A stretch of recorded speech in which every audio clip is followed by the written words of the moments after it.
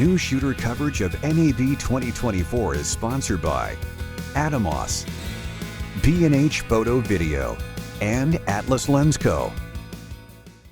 Hi, it's Matt here for Newsshooter.com at NAB 2024. I'm with Randall at the Hollyland booth. Now, this is the new PYRO system that was just recently announced. Yeah. This is being billed, I guess, as a affordable Wi-Fi based wireless system. Yeah, exactly, especially for video transmission, right? And so the PYRO, we have a Mars system that's already there, right? And that's going to run for a while, but this is going to eventually take over for that. And so that's kind of our future layout. But this is going to have very similar with the 4K. You're going to get a longer distance, though. And the fun thing that I love is that it's going to do the crossover jumping between the 2.4 gigs and the 5.1 to 5.8. A lot of ours previously, all of ours previously, has been on the 5.1 to 5.8.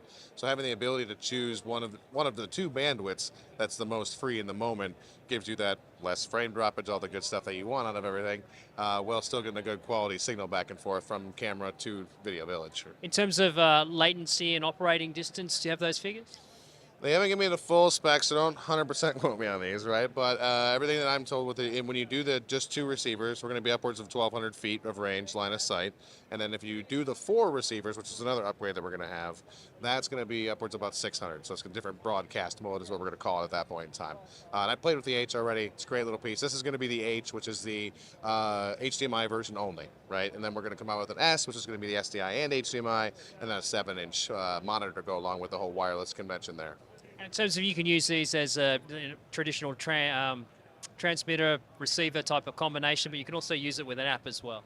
Correct, yeah. So similar to what the Mars series already does, these will also have a different app we're going to recreate, stealing from a little of that and bringing it on the new stuff.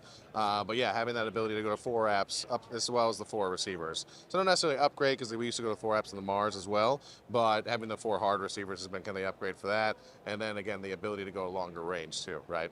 And power requirements, how is it powered? Yeah, so we still stick with the standard kind of MPF powers, the old, we make them now too, but the old Sony prototype. And then you also have the DC on these bad boys. And there is a USB-C option in as well. Let me see what it says there. Yep, the 5 volt and the 2 amp, thank goodness. The old ones had a 2.5, which kind of threw a lot of people off. So glad we went back to the 2 amp on these. Okay, now in terms of pricing and availability, you probably don't have that yet, but I'll ask you anyway. A good call. You always have to ask them, right? They actually did give me the go-ahead to say the H is going to be around the 600 range, and the S should be around the 700 range. Again, no exact numbers, but that's what they gave me for ballparks. And estimated shipping? Time frames, that's a good question. I know I have like a roadmap, anywhere between 3 to 6 months for hopefully the whole PYRO line to be out.